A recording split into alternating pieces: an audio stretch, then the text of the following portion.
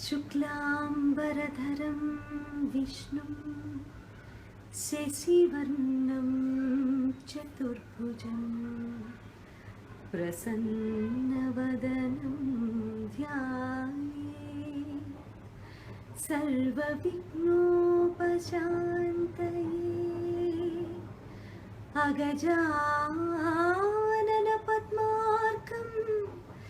गजाननमहर्निशम् अनेकदं तं भक्तानाम् एकदन्तमुपास्महे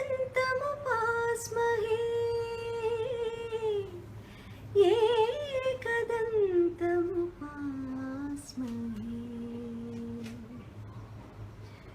ఈ శ్లోకం చదువుకునే మన రోజు ప్రారంభిస్తాము. ఈ శ్లోకం చదువుకొని ఏదైనా ఒక పనికి మనం సంసిద్ధమవుతాం. అలా వినాయకుడి చల్లని చూపు మనందరిపై ఉండాలని, మనం చేసే ప్రతి పనిలోనూ, మనం అనుకున్న జీవితంలో ఏ విఘ్నాలు లేకుండా సాఫీగా సాగాలి అని ఆ భగవంతుని ప్రార్థిస్తూ మీ అందరికీ వినాయక చవితి శుభాకాంక్షలు. అలాగే ఇవాళ సర్వేపల్లి రాధాకృష్ణ గారి పుట్టినరోజు కూడా, అంటే మనందరం టీచర్స్ డేగా సెలబ్రేట్ చేసుకునే అద్భుతమైన రోజు. ఈ రెండు ఒకే రోజు రావడం అనేది నిజంగా చాలా చాలా ఆనందంగాను చాలా బాగుంది కూడా. మీ అందరికీ టీచర్స్ డే శుభాకాంక్షలు కూడా. మా హిందీ మాస్టర్ గారు ఎప్పుడూ అంటూ ఉండేవారు, టీచర్స్ డే అంటే ఏంటి, చాలా తిడుతూ ఉండేవారు కూడా.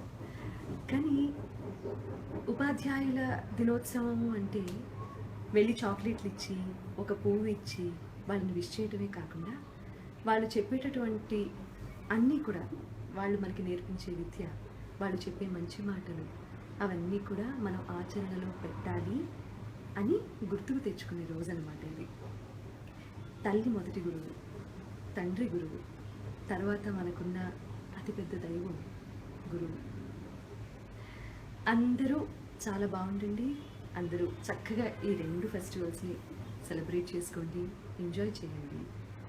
ఆ విఘ్నేశ్వరుడు దీవెనలు మనందరిపై ఉండాలని మరోసారి మనసారా ఆకాంక్షిస్తూ మీ అందరికీ వినాయక చవితి శుభాకాంక్షలు.